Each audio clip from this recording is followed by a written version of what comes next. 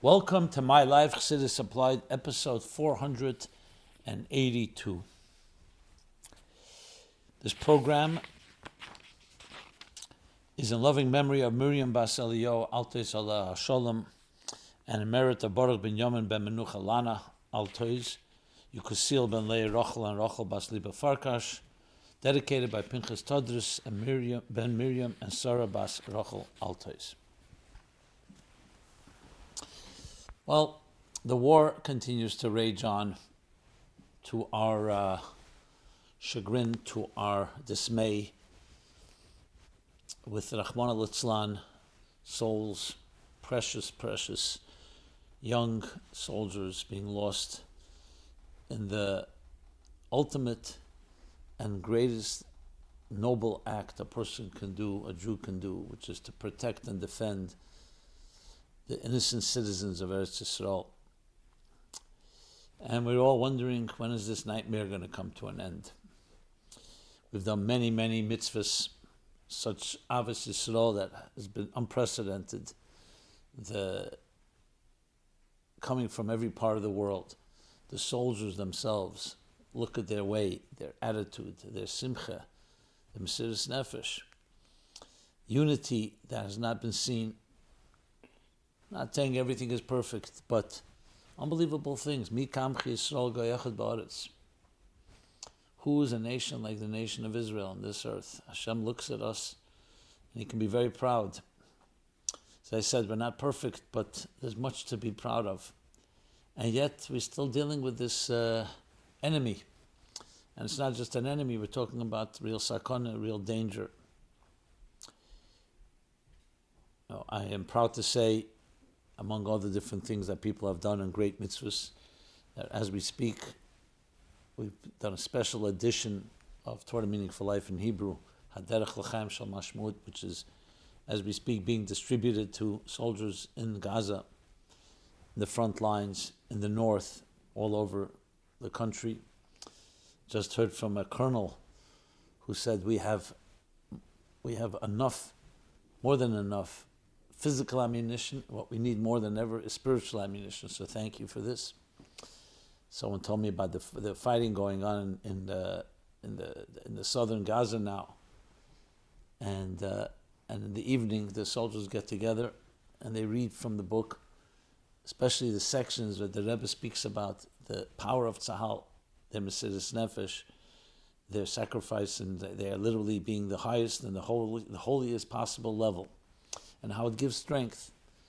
So by no means is this the only thing, but it's gratifying to hear that we each can do a little part in this effort. But still, Ad Mosai is the big question. So what more can we do to help win the war that continues to rage on? Unfortunately, this question goes back from the beginning of time, that whenever we felt we had done, it seemed like there needs to be more done, whatever the reason was. Why? We don't always know Hashem's plans. Obviously, there's always human errors, but then there are things that we do great things. But we never give up, like in any battle. Even if there's a setback, and even if something hasn't worked, you try something else. You go from one direction, a different direction. So the same thing is spiritually speaking.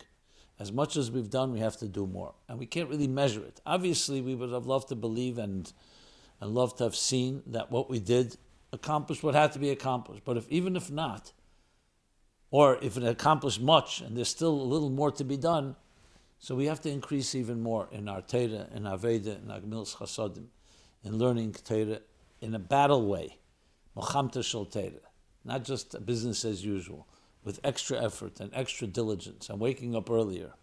And the same thing with the second Aveda Tefillah. We know Tefillah accomplishes things.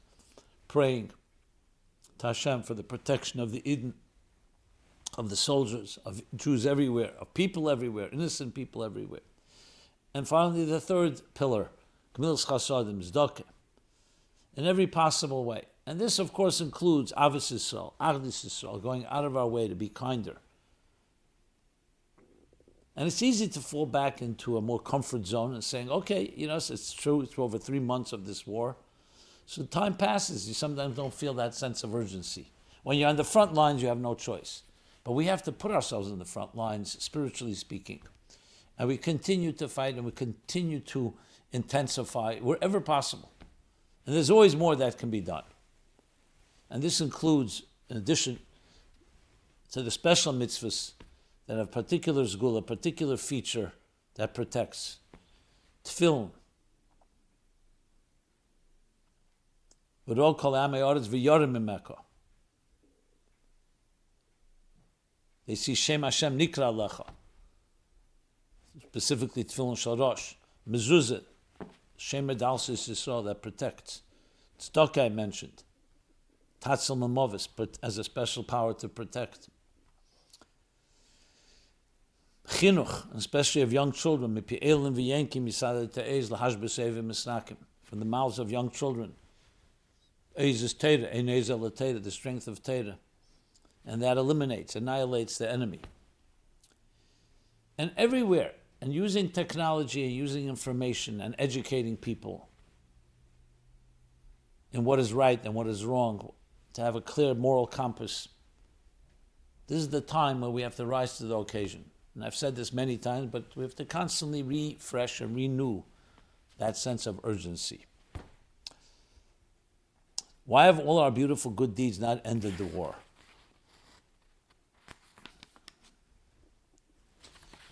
Well, as I said, we don't always know the answer.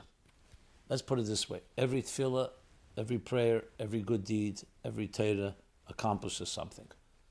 It may not have finished accomplishing it all. It opened the door. Maybe more doors need to be opened. So we don't know exactly that measure. That's up to Hashem. But we have to continue doing and forging ahead as Jews have always done. So there's no answer why it's not ended the war. We continue, and together with the military side, we have the spiritual side of the war, we will prevail as we have always prevailed.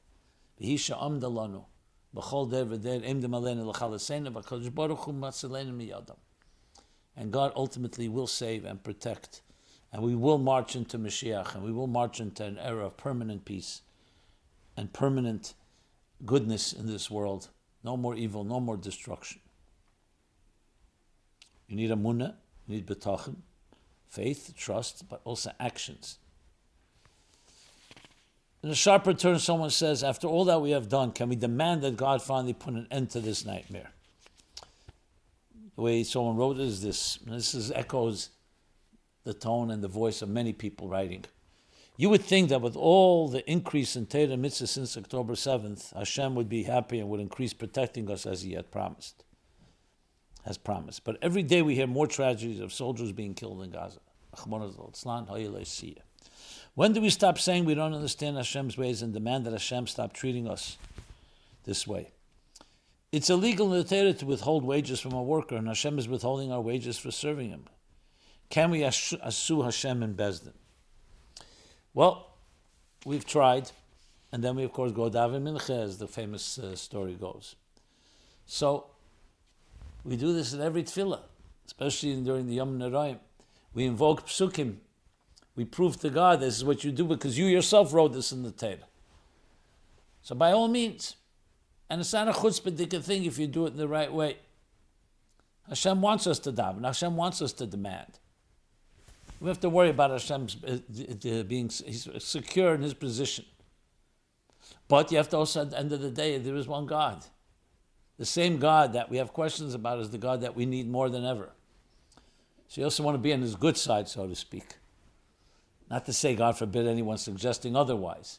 My point is to channel our frustration into positive actions. That's what pierces heavens. Moshe Rabbeinu showed us, as he prayed for the Eden after the Chet HaEgel, 80 days and finally prevailed Yom Kippur. So we will continue what we have to do. We will never give up. And we hope that Hashem have Rachmanis already and ready to do what He has to do, even if we don't finish everything we need to do. So I say that as a bracha and as a haftacha and as a promise as we've been told. I thought a good segue is an interesting, it's not digressing, as you'll see in a moment, it connects.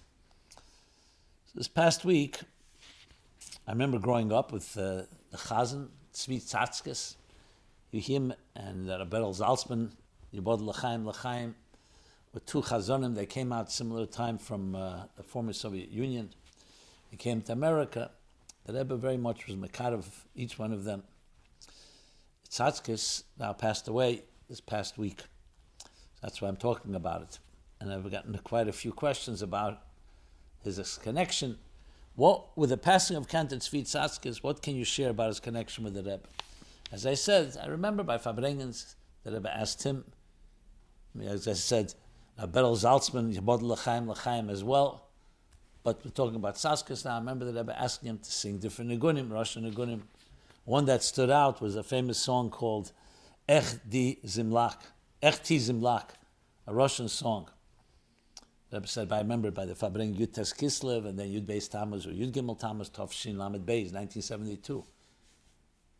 And he was, I think, with his casket that he arrived. And then later years, by Kesha Bracha, a number of there are videos out.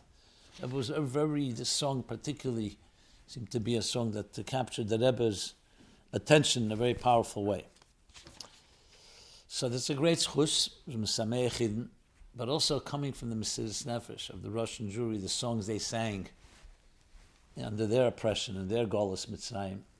So it has special chavivus, a special precious part in the Rebbe's heart, because it was reflecting how the Eden in the most difficult times not only didn't give up, but they sang songs of hope and betochen and Hashem. We all know the song Nikava, another Russian song, nothing but Hashem. So someone asked the question, so that all captures, and very good lesson for today, that's what I meant by the segue, that even in difficult times, we find the spark, we find the song, we find the power, the trust that helps us bind ourselves to that which is above and not allowing us to fall below. So someone asked, what is the meaning of the song Ti Zimlak that the Rebbe instructed him to sing on various occasions? I mentioned some of them. So let me translate it. It's a song in Russian. It's an interesting song, because in Russian there's always a certain tongue-in-cheek. And a loose translation goes like this. Someone wrote, let me read the full question before I do the translation. Sadly, Cantor Tzvi passed away this week. As a child, I remember him singing Russian songs during Kesha Bracha, and the Rebbe always enjoying the songs and making lebedik and urging everyone to sing and clap along. But since I don't understand the Russian language, I never understood what the songs meant. Can we ask Rabbi Jacobson to please explain the history and the meaning of the song Ti Zimlak? Thank you. So the loose translation goes like this. My friend, why be a fool? Let me explain it to you. Let me count for you. And the song begins with a count. 14, and the song actually begins like, who is one? That famous, who is one? One is God. Then it says, who is two? And who is three? And who is four? It goes all the way to 14. And that's what he would do, Tzazkes. He would sing it from 1 to 2, 3, 4, then go down from 14 to 13, all the way back to 1. So the song begins, who is one? One is our God. As on heaven, so on earth. And then the next part goes, who is two? Two are our tablets. Who is three? Our fathers. Who are four? Four are our mothers. Who are five? Five are the books of the Torah. Who is six? Six are the books of the Mishnah. Who is seven? Seven are the days of the week. 8 are the days until the circumcision. 9 are the months until birth. 10 are our commandments, this week's parsha. 11 are our stars. We're talking about the stars in Yosef's dream. 12 are our tribes, the 12 Shvatim. 13 are the godly attributes, Yud Gimel Midas Harachim. 14 are the books of Rambam, Yad HaChazak, Yad. And then we go, after you've read the 14, you go down from 14 all the way back to 2, and who is one? One is our God. As on heaven and so on earth, one is our God. And it concludes our Jewish service and our Jewish friendship, which was always the end of the song, the climax. So this was a song of defiance, a song of connection, a song of deep faith and trust that he would sing. So it's his chus So in a time like this is what we do, that even when we have all the havoc and all the difficulties going on around us, a song like this connects us to what's the priority, who is one. It's Hashem on heaven and on earth. The Jewish people, the uniqueness of the Jewish people. Okay.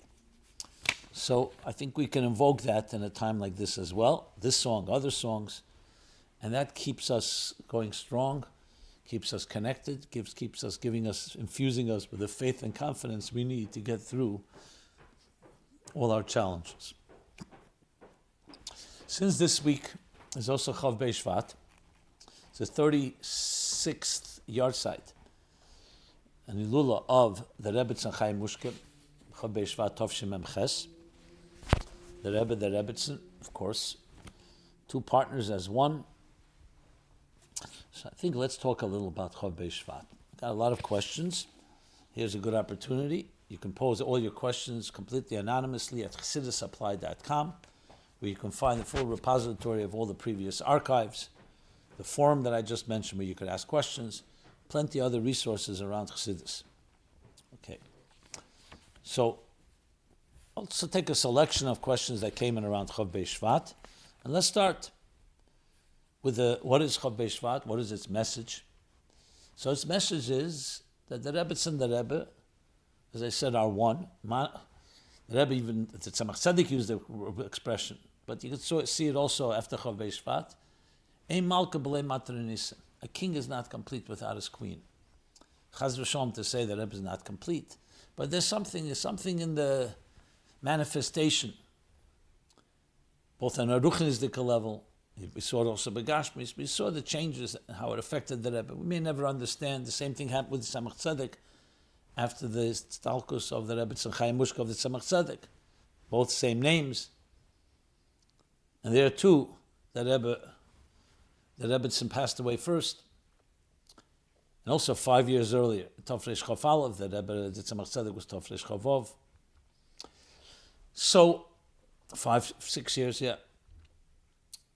So that's number one. So everything we learn about the Rebbe, everything we take about the Rebbe, even though the Rebbetzin was much more discreet, not such a public figure, but behind the scenes, this was the partnership. So the Eibishter made it, Zocher Nekeva Boreisam. As the Rebbe said about Yudalit Kislev, when he married the Rebbetzin, this is the day that I bound me to you and you to me. So we see from that tremendous power.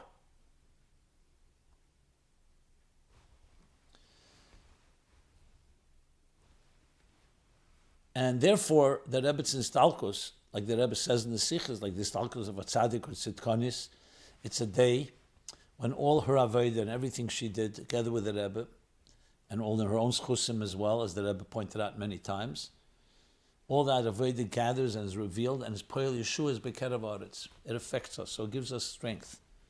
So in a week like this, and especially on Chof Beis Shevat, it gives us strength. Her merits, her Mesiras Nefesh. Much of it we don't even know. And indeed, that's why the Kinus HaShluchas, the annual Shluchas conference, is always done this week, the end of this week, which is around Chof Beis Shevat, to invoke and to draw from that power.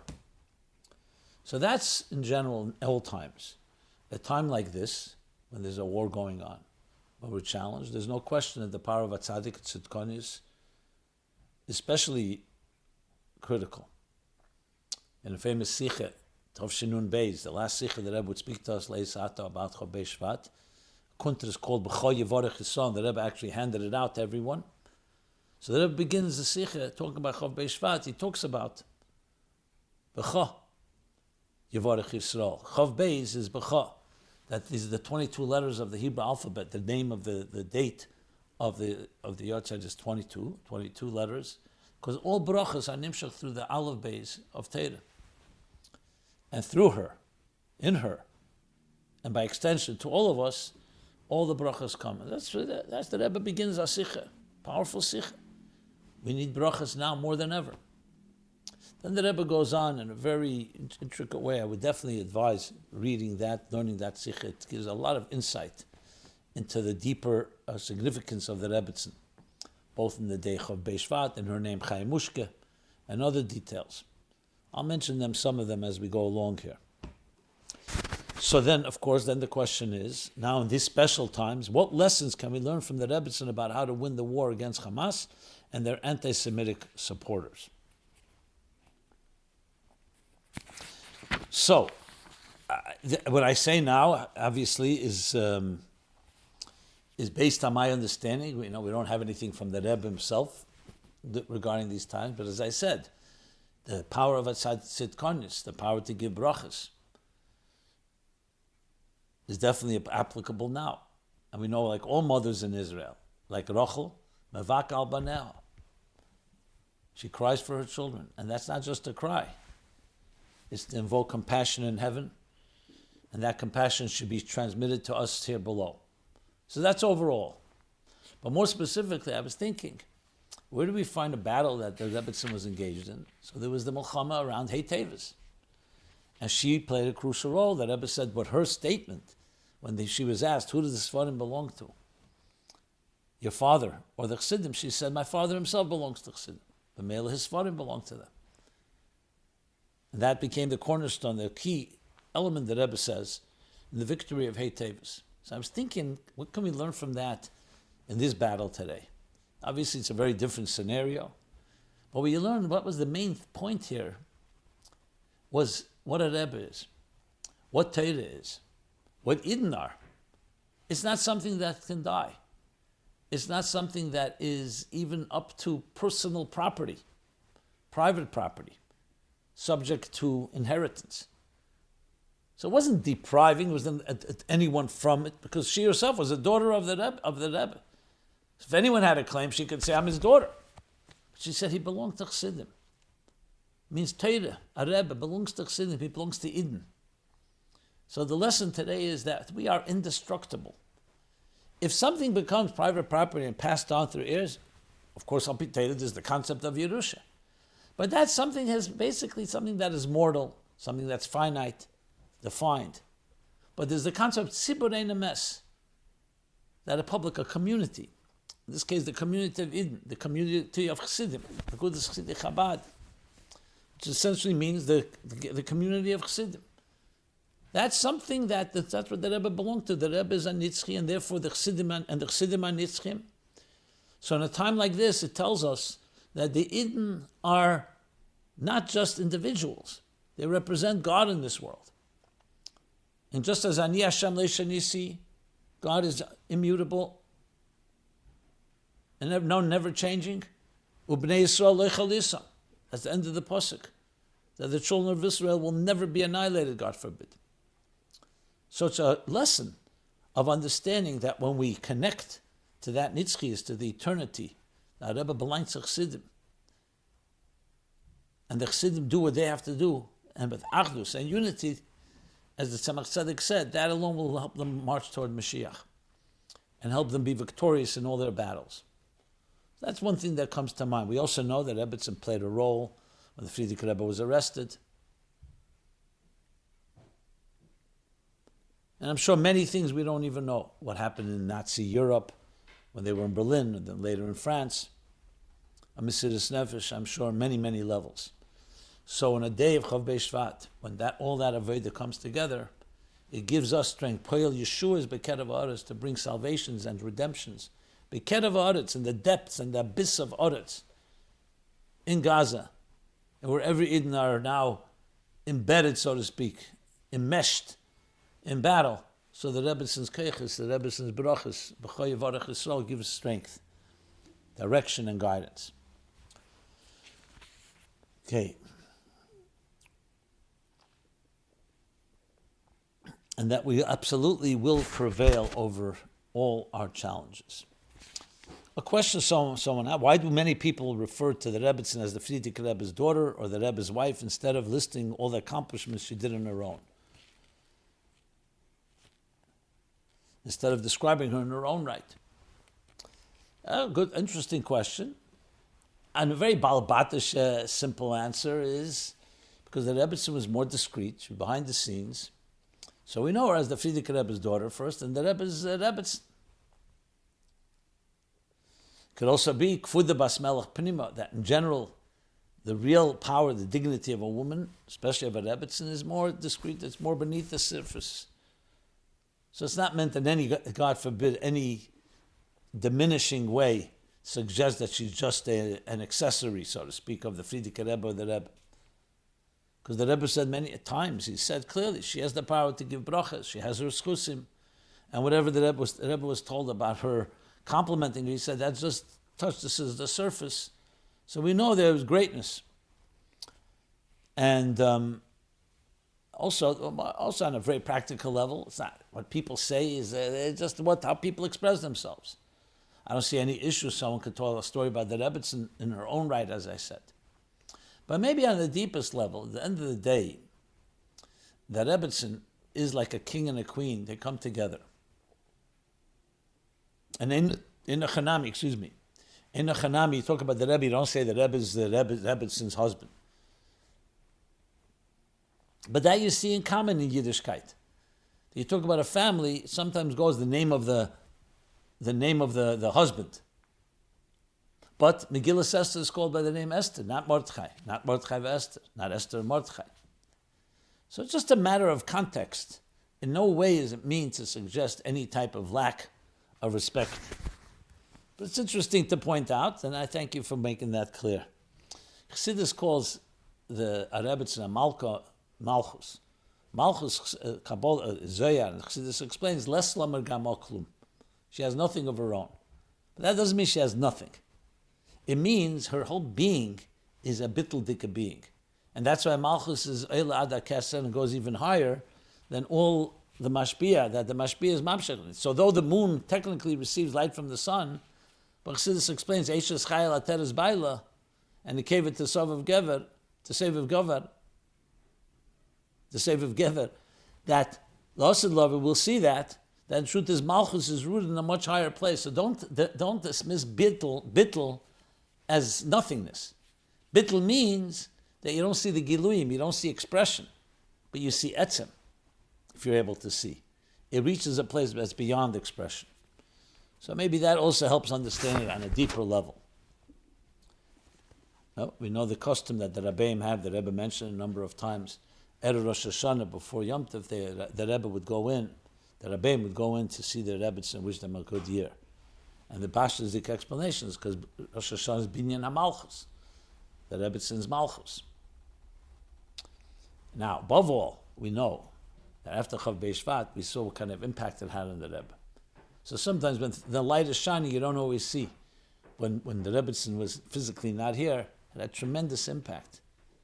Again, we don't always understand all the details of it, but clearly the Rebbe was not the same person, however you understand that. So you can see from that the power of the Rebbetzin. The fact that we don't know all the details, Ein melech b'lei matranisa. The Rebbe even asked Rabbi Pekarsky then, the Rav, he said, what's the din? If a son-in-law's wife passes away, does he still have a connection to his father-in-law? The mere havamin of such a question, the consideration. Rabbi Pekarsky was wise enough, and Pialocha said that immediately. Absolutely, there's no change. But just to show the Rebbetzин's critical role in the Rebbe's eyes.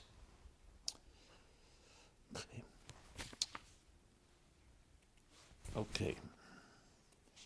So this brings us back to what I said before. What did the Rebbe mean when he said marrying the Rebbetzin bound him to chassidim? Wasn't the Rebbe already bound to the chassidim by being a descendant of the Tzemach Tzedek? Not necessarily.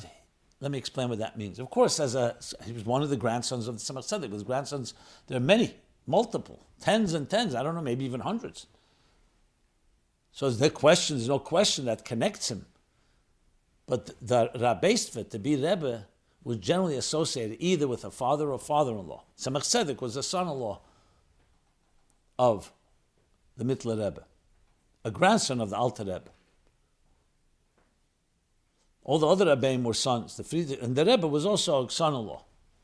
So as much as the Rebbe was connected to the Chassidim through the Tzemach Tzedek, which is generations before, the real connection obviously comes through the Frierdiker Rebbe, as a maamar mokum of the Frierdiker Rebbe, but not just a grandson of the Tzemach Tzedek.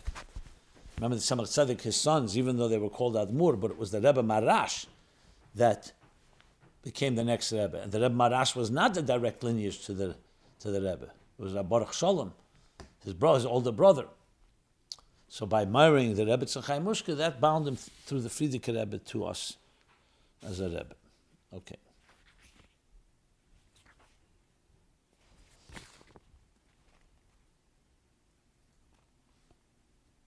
Did the Rebbe explain the significance of the Rebbetzins passing in connection with the number 11? On the 22nd day of the month, which is twice 11, of the 11th month. Shvat is the 11th month, when you start counting from Nisan. And the answer is absolutely. That same Sikha, B'chai Yevarech Yisrael, Tov Shinun Beis, that the Rebbe handed out to everyone.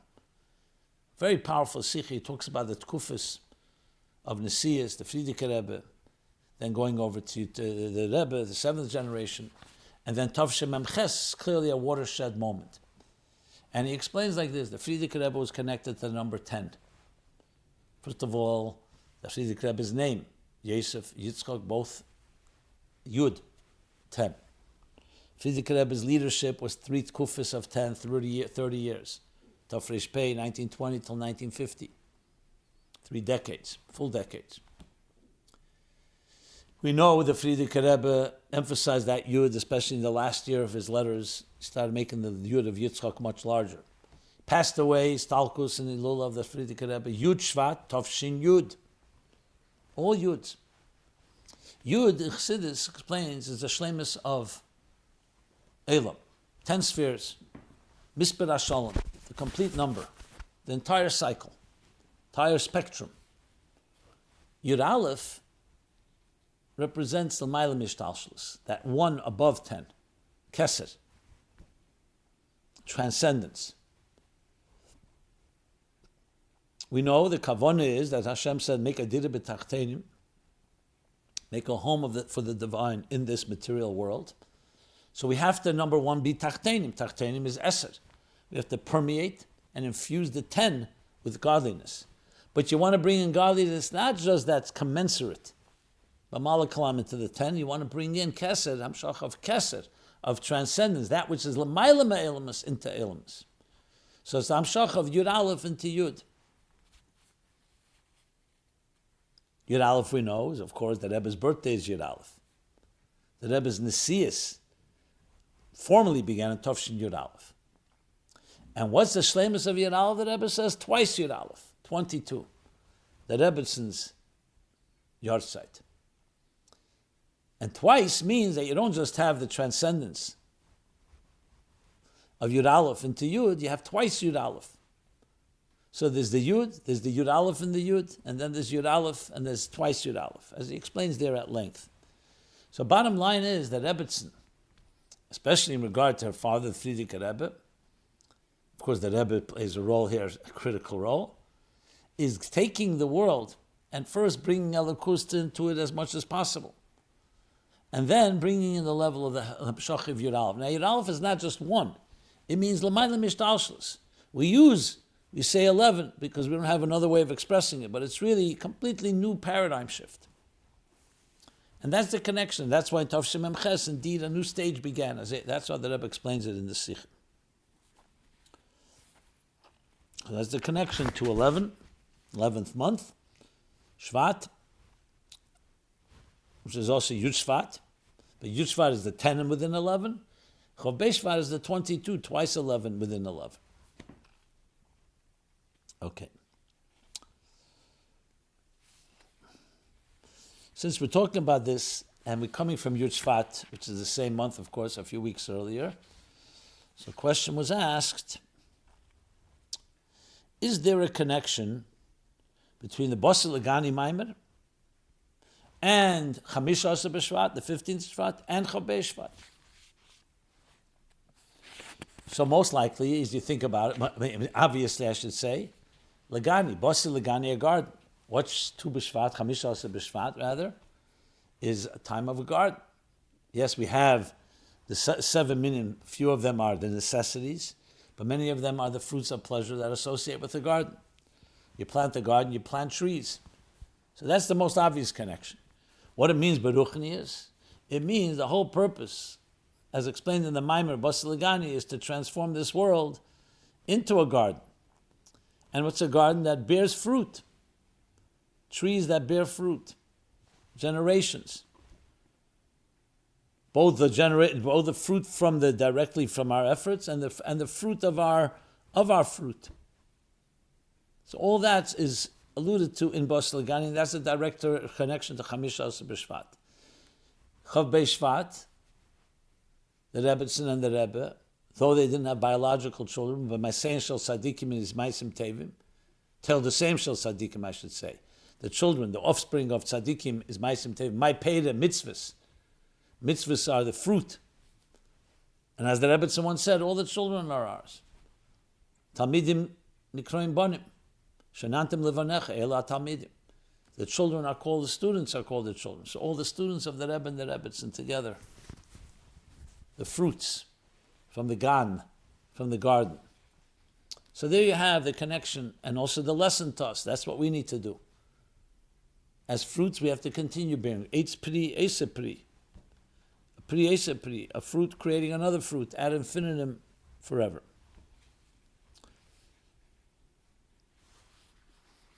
I'll add one more thing. Chaya Mushka, the name that Rebbe explains in that very sikha, that there's making a dira b'tachteinu. That's a dira. A dira means a home, but it doesn't tell you what kind of home. Then there's a dira, no, a beautiful home, similar to a garden. Chaya and Mushka, both names represent that. Not just building a home, a shelter, a place that protects us from the elements, where the divine is there. But a dira no, marchiva daita shlodem, that expands our minds, our souls, our beings. Chaya is vitality. Chayas. Mushka from the musket, from one of the ketores, spice, beautiful aroma. So you could have a home, but you don't feel necessarily the chayas and the vitality or the aroma. Both those things add a dimension that is a whole nother, that turns the home into a garden, turns the home into a beautiful place, as the Rebbe elaborates there. So let's now move from Chof Beis Shevat, we'll move to the parsha. So we're now also in parsha Yisrei, Leb mit der Zeit, living with the times. Yisrei, of course, the theme of Yisrei is Matan Torah, the marriage of heaven and earth. They gave us the power to transform this very material world and make it a divine home. So what does this week's Torah portion teach us in general, and what does it teach about today's war? So number one, it gives us the power. Torah gives us the strength. What do we learn from the central theme of this parsha? Matan Torah. So many more details, but Matan Torah is dafka in parsha Yisrei. And the question is why? Yisrei was a Kohen Midian. He was a priest of all other faiths. He came to discover that God lata mikol alakim, God lahavayim, your God is greater than all the gods that he studied. And that's why his name was Yisrei. He added a parsha, Yisrei ne'er min hacheshech. He was necessary before Matan Torah. That's why Vayishmei Yisrei, the story of Yisrei, comes right before Matan Torah. And Matan Torah is in that parsha by the name Yisrei, of all names. Because Matan Torah came to transform the world. Transforming the world, you have to transform it from within. Who's the best to testify to that? Yisrei. Because he was a man of the world. He knew all the ways of the world. He knew all the wisdoms of the world. All the schools of thought, all the mystical teachings. He said, God la'ata, mikol alakim, God la'avai, mikol alakim. He came to recognize that in all that, ultimately it's Torah, ultimately God.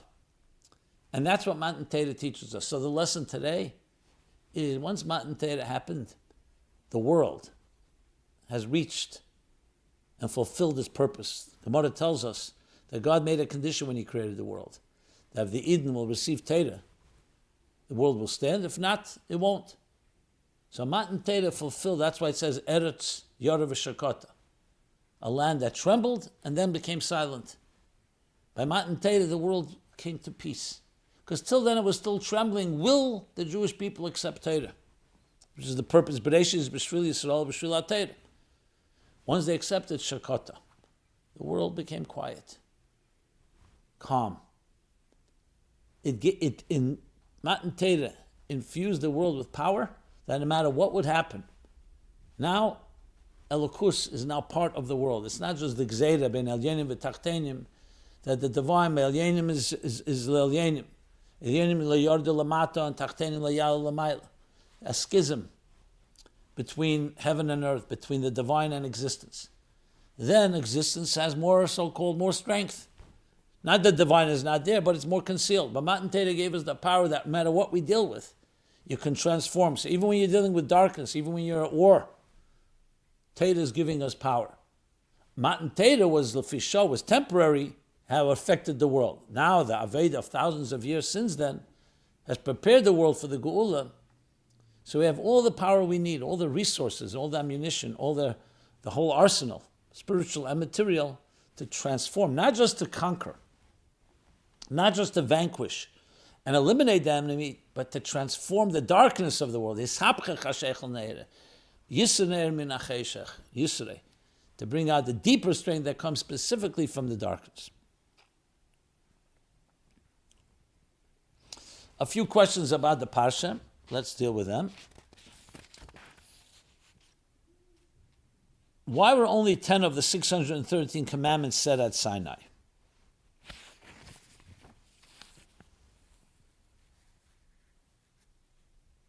Was God waiting to see if the Israelites were able to handle the first 10 without being too overwhelmed by receiving all 613 at the same time? So our sages talk about this, Chazal talk about this. So first of all, you have to know that all the mitzvos were given at Sinai. Later in Parsha Bahar, well, first of all, Eila Mishpatim, Eila Meisif Ala Rishenim, that this, just as the mitzvahs given by Matan Torah came from Sinai, so did all the mitzvahs come from Sinai. Parsha Bahar, similar idea said, Rashi brings. So it was all said. Moshe Rabbeinu was on the mountain for 40 days, 40 nights. Secondly, everything is encompassed in the 10 Commandments, Naseres HaDibros. As we know, from the Rasag, that all the letters of the Naseres HaDibros encompass the whole Torah and all the mitzvahs. Why were 10 said and not all said by Matan Torah? We hear Anochi Hashem Elokecha till the end, till the last commandment, because they are the central foundations. So the Eibishter wanted to establish the Klolim. And then each of them would break down further and branch out. So these 10 obviously have tremendous power, the 2 tablets, Ben Adam L'Mokim, Ben Adam L'Chavere, positive mitzvahs, the negative ones.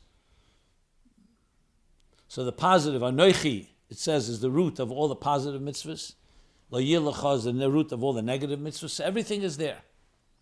But like in general Torah, you could ask the same question. Why did it take years for the Torah to develop the oral Torah and so on? Because all the klolim were given by Matan Torah. The foundations, the axioms, the basics were given.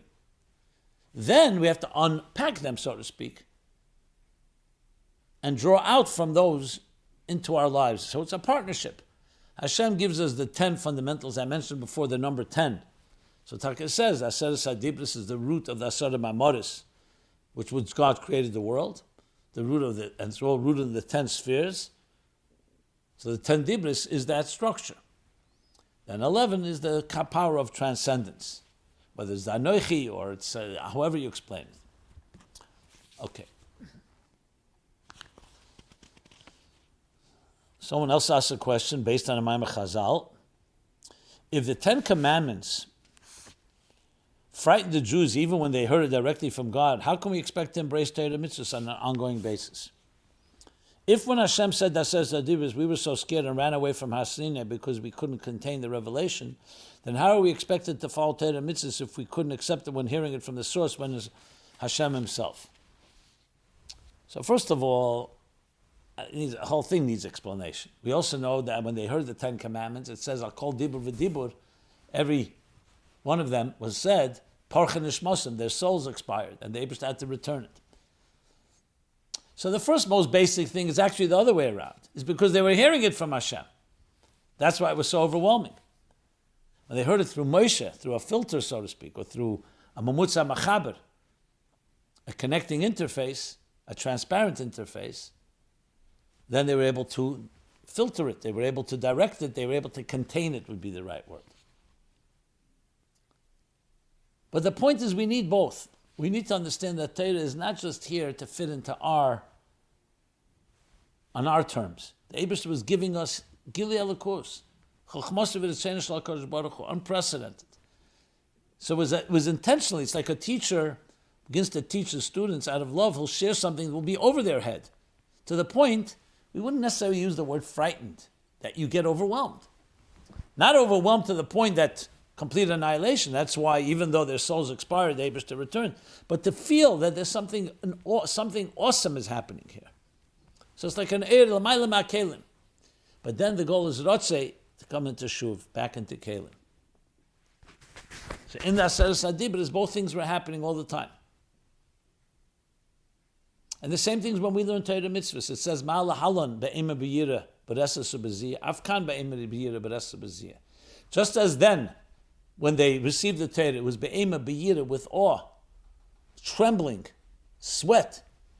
It affected them. It caused them a physical affecting them. Afkan, when we learn now, we're not just learning a book. It should emotionally create passion, excitement, even to the point of awe, where it can be overwhelming, with the goal of internalizing and integrating it. So Torah and mitzvahs is exactly meant to be that. Meant to be Torah's eish das lame. Torah and mitzvahs supposed to be like fire, like passion. But then that fire has to also be internalized and contained and integrated.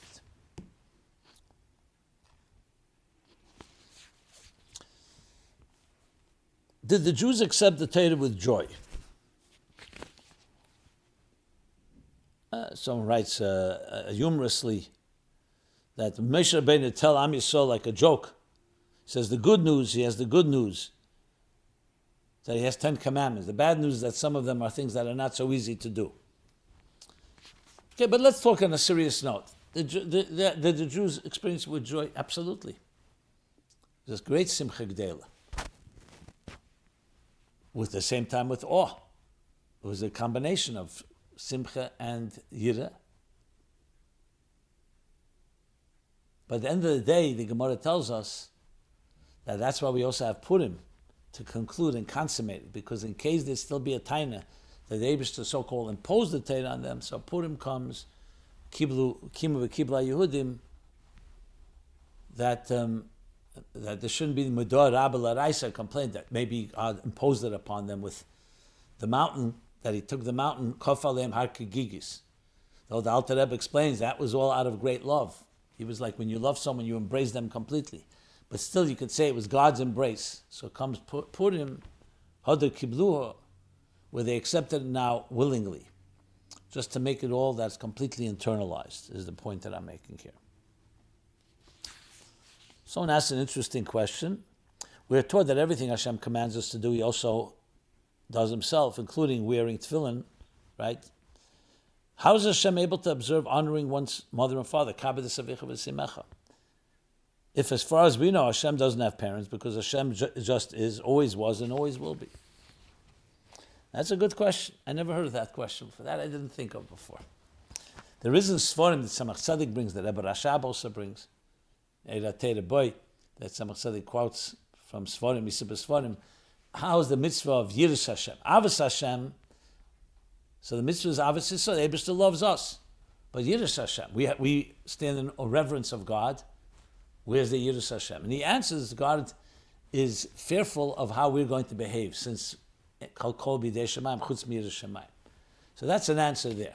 But how do you explain honoring parents? So you could say that the Medrash is talking not every case, wherever it's possible. Here it's not possible. God doesn't have parents. But another, maybe an extra thought, and I'd love to hear from you. Maybe you have some thoughts on this. There's a question that's asked. We know in the 10 Commandments, there's the 2 luches, that the first 5 has been odin lemokim, between man and God. Anochi Hashem Elokecha, La'yir Lecha, Shabbos. The second 5, L'signev, L'sirtzach, L'sinof, etc., is being odin lechavere, between man and man.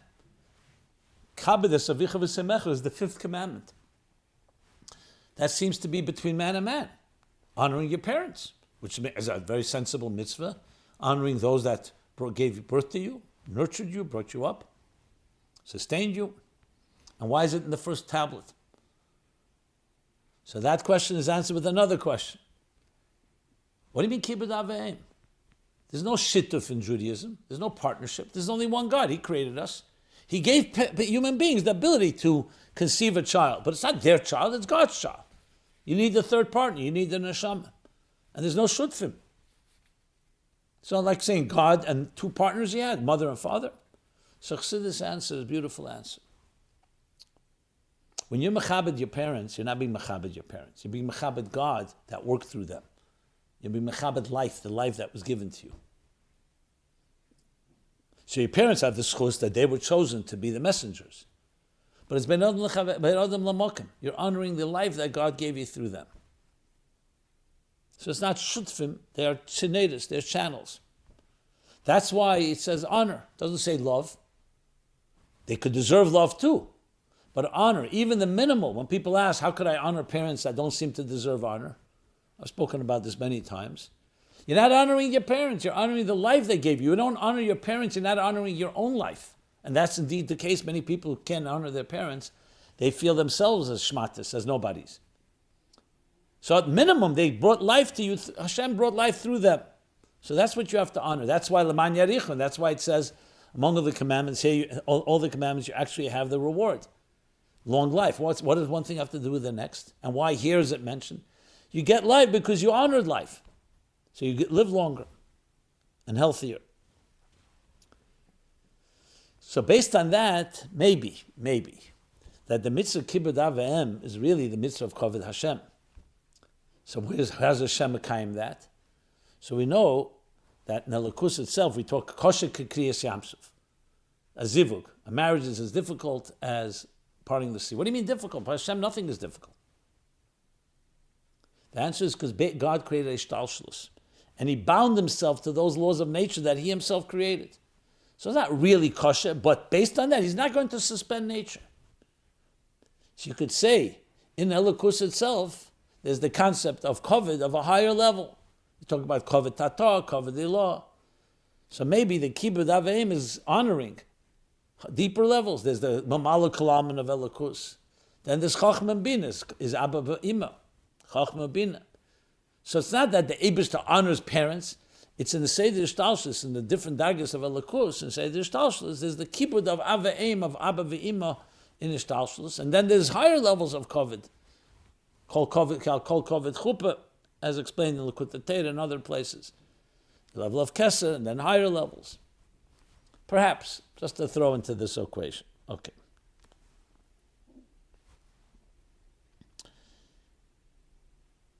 Since we're still on the parsha, let's talk a few more things on previous parsha. Questions that came in. Will civil war break out among Hamas as it did among the Egyptians?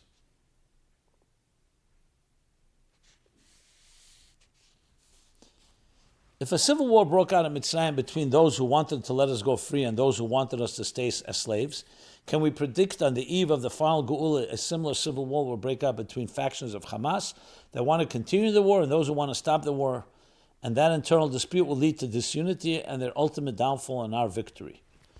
I would definitely hope so. I hope it happens earlier than later, and perhaps that's what will happen. I hope it's happening already. And as I said, it should happen quickly. All I have to say on that. Okay. So then another question which goes back to Parsha Boy and earlier. Why did they lie to Pari about leaving Egypt for several days when they never intended to return? Can we learn anything from this in our war with Hamas? So we said we only wanted to go to the desert for 3 days to pray, when in truth we really wanted to leave Egypt and never come back. Can we try a similar strategy today and ask Hamas to release the hostages for only 3 days? And once we have the hostages back safely, we won't give them back to Hamas. Well, you could try. I don't know if it's going to work, but you could try. As far as they're lying there, so there's a lot of answers given. Some say he didn't actually say we're not coming back. He just said 3 days. Some say everything is justified. You're in the middle of a Holocaust here. They know whatever it takes to get the Jews out. Which is the most balbatisha and simple answer. So you're not talking about regular times, you're not talking about lying. It's like telling a Nazi, let us just take them out 3 days, even though you never planned to come back. You do what it takes. So then in that case, lying is not lying, you're saving lives. And if anything, it's the opposite. It's because the world is so dark and so corrupt, you have no choice but to do something. You won't do what they do, but you definitely don't have to tell them the truth of your plans. And again, if it could be used today, by all means, hopefully it can. I don't know if it would work, however. Okay. Next few questions. How does the mon, lechem min hashamayim, in the end of parsha B'Shalach, manifest today in our lives? What is the man that we ate in the desert for 40 years? Do we still have any of it today? Can I go to a restaurant or another eatery and order some? No, not really. It was a unique, miraculous food that actually they couldn't even save from one day to the next, let alone later. The mishmeres they saved, that was a miracle. But even that we don't really have access to. Chassidus elaborates at length what the man was. It was to show our connection, that God protects us, that God sustains us. As we'll talk about in a moment, about from the Gemara, Yerushalmi, and so on. So the Rebbe says that man today is parnasa. When a person recognizes and sees his parnasa, you see right away like man min hashamayim, so much hashgacha pratis, why you suddenly got the deal and not someone else. A minute before, a minute later, timing. So man is an example for parnasa be'elam hazeh. Parnasa b'zman hazeh, rather, I should say. That's really coming from Hashem's hand. So man is a lesson to us. So even though we have lechem min haaretz today, that we do bread from the earth, that we do have to harvest and we have to toil and so on, but there was once lechem min hashamayim during the wilderness, when they were in the wilderness, to show that all sustenance really comes from above. And Chassidus talks about lechem min hashamayim, mamayla lamata, lechem min haaretz, mamata lamayla, and that you need a combination of both. Shabbos is like the level of lechem min hashamayim, man. That's why on Shabbos man was produced, even though it came down each day. My name is Baruch and Kuli Yema. From Shabbos, the blessing for the man for the whole week was given, was bestowed.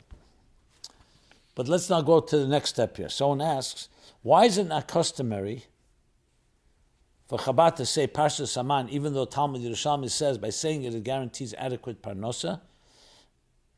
And the Alter Rebbe writes in Shulchan Aruch that it's a good idea, teiv lemer, to say it, and his reason given is that it reminds us that all parnasa comes from Hashem, just like the man came from Hashem.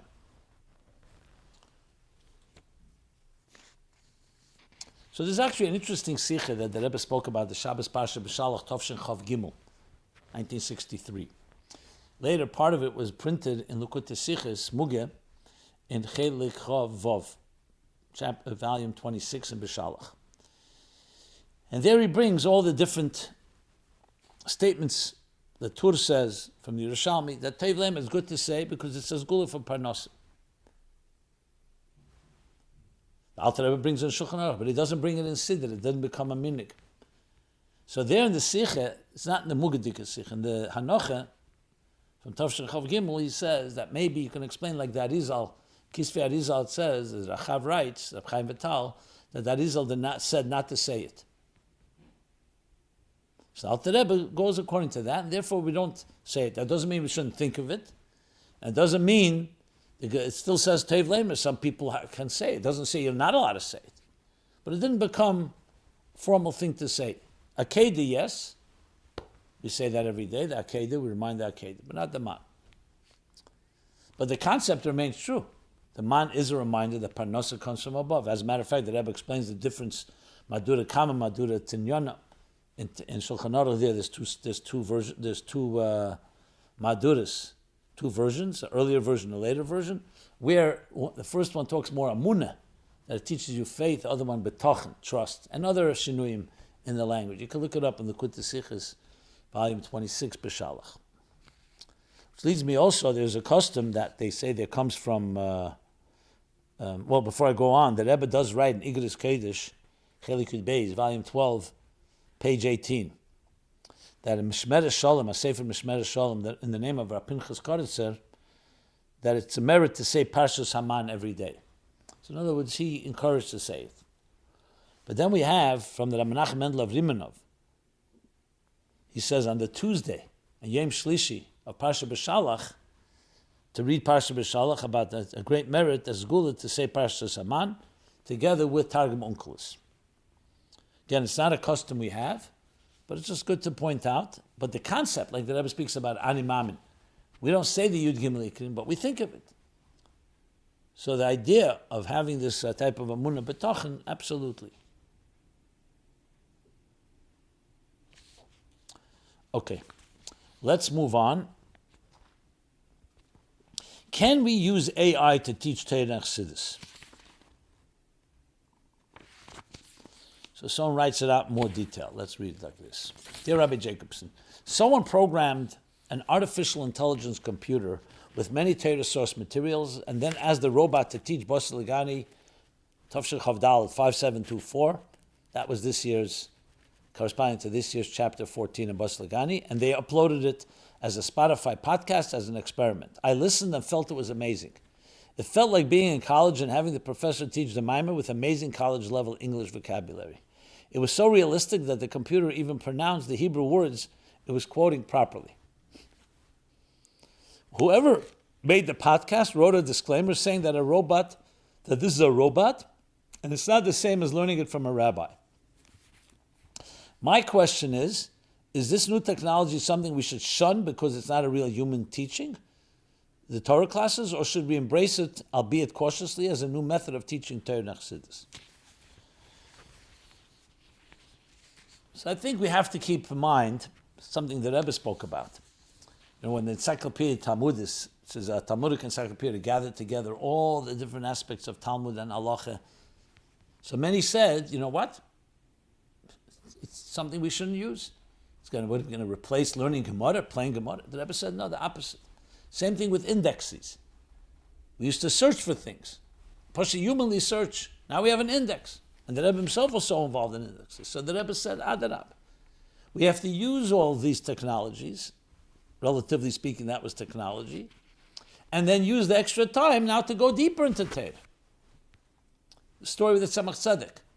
Alter Rebbe once wanted to give him a gift of Torah, and he refused because he said, "You're gaitem mitzvos. You have to exert yourself to gain Torah. You don't get it as a gift." Later, he regretted it because Torah is a ruchem eretz midah v'rechava min yam. Torah is infinite. Whatever the Alter Rebbe would have given him, now he had, and then he could use his exertion to go further. So I would say the same thing here. The fact that we use Google and we use search engines. So now the next level of AI is help us as tools. You have to know its tools. Then by all means, if it could help, great. However, you don't worship your tools. You don't confuse tools with a teacher. At the end of the day, somebody programmed it. Fine, the programs can be wise enough and they can even figure out things on their own. By all means to use it. But always remember that is the human being that's responsible to learn Torah. And learning it from a person who's a mashpia. Not just that he's a person. He's a dugma chaya, an example. He could talk to you words from the heart. Even though I'm sure they'll create robots like that too at some point. But it has a dimension. So I think it's important to understand the context. The very idea that something can gather together and give you a good class could save time. And remember, all the data again came from sources. It's not the machine made it up. But at the same time, again, you have to take a measure. Remember, not to replace. Like the Rebbe said in Tafshin Yud, he said he had college students who came in to see him. And they asked the Rebbe a lot of questions. One of them they asked, what is a Rebbe? And they took out their notepads and they started writing notes. And the Rebbe said, when they left, he said, "Nu, ze haben a papir Rebbe." They have a paper rabbi. Same thing here. A paper Rebbe, I should say. So we want to make sure it shouldn't be a robotic machine. That's the key thing. But the tools, the use of it, by all means. Okay, as always, we run out of time. And there's more to talk about. I'll just talk one more thing. Is it dangerous to send our children to college? So with all the turmoil up here, people's going on colleges, what we've been seeing in the last months. So someone writes, I was once read the Rebbe said it's not a good idea to go to college. I always respectfully disagreed because I felt going to college was a path to a good job and financial independence.